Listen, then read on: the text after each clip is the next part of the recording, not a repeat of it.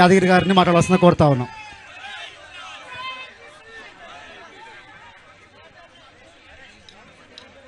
నా సౌండ్ కొంచెం మంచి సెట్ చేయాలి, రావట్లేదు అన్న. నమస్తే అందరికీ. ఈరోజు సావిత్రిబాయి పూలే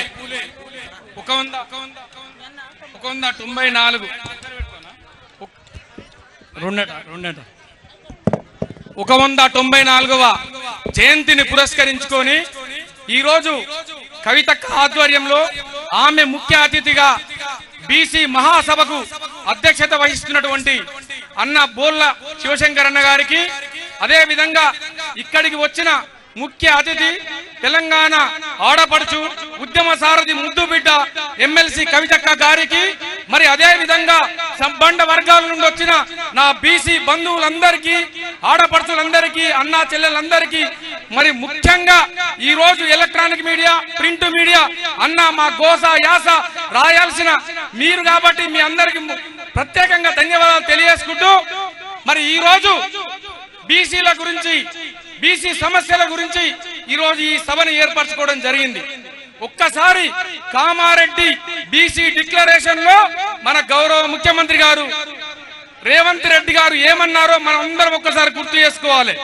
ఆ రోజు ఆ నిండు సభలో ఈ రోజు మన కర్ణాటక ముఖ్యమంత్రి అయినటువంటి సిద్ధరామయ్యను పక్కన పెట్టుకొని బీసీ డిక్లరేషన్ లో గౌరవ ముఖ్యమంత్రి రేవంత్ రెడ్డి గారు అన్న మాటలను ఈ రోజు మనం గుర్తు చేసుకోవాలి. మిత్రులారా, మరి మా ప్రభుత్వం వచ్చిన తర్వాత 6 నెలల లోపు మరి బీసీ డిక్లరేషన్ 42% బీసీ డిక్లరేషన్ చేస్తామని చెప్పి, అదే విధంగా బీసీ ఫండ్ సంవత్సరానికి 20,000 కోట్ల చొప్పున 5 సంవత్సరాలకు 1,00,000 కోట్లు పెడతాని అబద్ధాలాడినటువంటి ఏకైక ముఖ్యమంత్రి మన రేవంత్ రెడ్డి గారు. ఖచ్చితంగా ఈ రోజు బీసీ సభ నుండి ఈ రోజు రేవంత్ రెడ్డి గారిని ఒక డిమాండ్ చేస్తున్నాం. 42% మీరు ఖచ్చితంగా స్థానిక ఎలక్షన్ లో మరి ఏ విధంగానైతే బీసీ రిజర్వేషన్ ఇస్తా అన్నారో ఖచ్చితంగా ఇవ్వాలి. ఇచ్చిన తర్వాతనే ఎలక్షన్లకు పోవాలి. అంతవరకు మీరు పోయినట్టయితే కవితక్క ఆధ్వర్యంలో తెలంగాణ మొత్తం అట్టడుకు అగ్గిరాగా రండి, ఎక్కడికక్కడ దిగ్బంధం చేస్తాం, అడ్డుకుంటామని చెప్పేసి ఈ సందర్భంగా నేను తెలియజేసుకుంటున్నా. ముఖ్యంగా అక్క, నేను ఈ రోజు ఒక ముదిరాజు ప్రతినిధిగా వీడికి మాట్లాడుతున్నా కాబట్టి నిజంగా మా కుల సమస్యలు ఇట్లా మాట్లాడాల్సిన అవసరం ఉంది. ఎందుకంటే ఇది స్టేజి అవకాశం ఇచ్చిన మీకు ధన్యవాదాలు తెలియజేసుకుంటూ, అక్క ఈ రోజు అనంతరామన్ కమిషన్ 1964 లో కమిషన్ అయ్యక ముందు బీసీ కులాలంతా ఒకటే. ఆ రోజు 1964 లో ఏబిసిడి వర్గాలుగా విభజించినప్పుడు మాకు అన్యాయం జరిగిందక్క. అక్కడ మమ్మల్ని మేము రాజ్యాలు వెళ్ళమని చెప్పి తప్పుడు సమాచారం తీసుకొని మాకు బీసీడీలో వేసిరు. లేనట్టయితే మేము ఒక బీసీ వర్గాలుగా నిజంగా బిలో పావర్టీ ఏదన్నా బీసీ కులాలు ఉన్నాయంటే ముదిరాజులు ముఖ్యమక్క. అక్క సమయం తీసుకున్నా గానీ అవసరం చాలా అవసరం ఉన్నాక మేము అన్ని విధాల నష్టపోయిన బీసీలలో నష్టపోయిన కులం అంటే ముదిరాజు కులం అక్క. ఆ రోజు అనంతరామన్ కమిషన్ లో బీసీడీ మేము రాజ్యాలు వెళ్ళినామని చెప్పేసి మాకు చరిత్ర ఉందక్క, రాజరిక చరిత్ర ఉంది. కానీ ఈ రాజు రాజ్యాలు లేవు, పరిపాలకులు లేవు.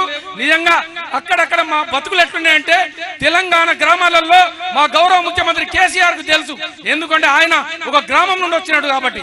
అక్క నిజంగా మాకు చదువులు లేక, రాజకీయ చైతన్యం లేక, రాజకీయంలో లేక మరి చాలా చచ్చుపడేటువంటి కులము నిజంగా బిలో పావర్టీ కులము మా ముదిరాజు కులం అక్క. దారిద్ర్య రేఖకు దిగువనున్నటువంటి కులం మా ముదిరాజు కులం అక్క.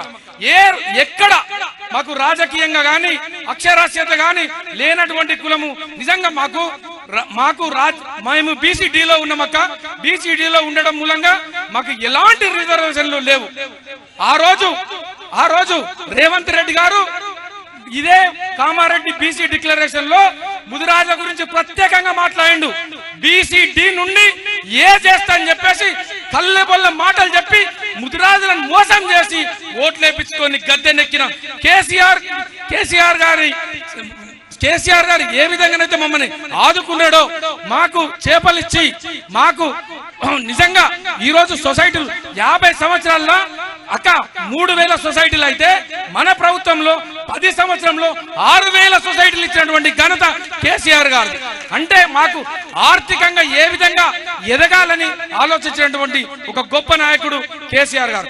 అట్లా చేస్తారని మేము అనుకుంటే మీరు బీసీ డిక్లరేషన్ లో బీసీ డి నుండి ఏకు చేస్తామని చెప్పేసి 15 జీవో ఏదైతే 15 జీవో బీసీ డి నుండి ఏకు మార్చిర్రో దాన్ని ఇంప్లిమెంట్ చేస్తామని చెప్పేసి మమ్మల్ని మోసం చేసి మీరు గద్దెకెక్కిరు. అలాంటి గద్దెకెక్కిన మీకు ఈ రోజు తెలంగాణలో ఉన్న ముదిరాజులంతా తీవ్రంగా వ్యతిరేకిస్తున్నాం. నిన్ను ఖచ్చితంగా గద్దె దించేంత వరకు ఇట్లా ఎక్కడికక్కడికి అడ్డుకుంటాం. మా పరిస్థితి అక్క ఊర్లల్లా మా ముదిరాజులు చనిపోతే శవాన్ని బయటేసే పరిస్థితిలో ఇట్లా లేనటువంటి జీవ స్థితిగతులు ముదిరాజులకు ఉన్నాయక్క. ఇది వాస్తవం. కాబట్టి మిత్రులారా ఖచ్చితంగా బీసీడీ నుండి ఏకు రావాల్సిందే. వచ్చేంత వరకు ఖచ్చితంగా బీసీ డిక్లరేషన్ లో బీసీలకు ఇచ్చిన హామీలు నెరవేర్చేంత వరకు ఇట్లా కవితక్క నాయకత్వంలో పనిచేసి వారికి అండదండగా ఉండి ఎక్కడైనా ఈ రాష్ట్రం మొత్తం ముదిరాజులంతా కవితక్క వెనుకుండి ఆమె నాయకత్వంలో పనిచేసి బీసీ డిక్లరేషన్ ను జరిగేంత వరకు 42% బీసీలకు రిజర్వేషన్ కల్పించేంత వరకు స్థానిక సంస్థలు పెట్టొద్దని చెప్పేసి ఈ సందర్భంగా కోరుకుంటూ అక్క ఈ అవకాశం ఇచ్చిన మీకు మరొకసారి ధన్యవాదాలు తెలియజేసుకుంటూ అక్క మేము రాజకీయంగా నష్టపోయినాం. ప్రతి పార్టీ వాడుకొని మోసం చేసినాక కాబట్టి మీరు మాకు రాజకీయంగా ఆర్థికంగా రిజర్వేషన్ పరంగా మాకు సపోర్ట్ చేస్తే మీ తెలంగాణ యావత్ తెలంగాణ ముదిరాజులంతా మీ ఎన్నుకుంటామని చెప్పేసి మనస్ఫూర్తిగా ఈ రోజు చెప్తున్నాక జై తెలంగాణ, జై కవితక్క, కవితక్క నాయకత్వం, బీసీ డిక్లేర్ వెంటనే జై బీసీ. ధన్యవాదాలు. అదే విధంగా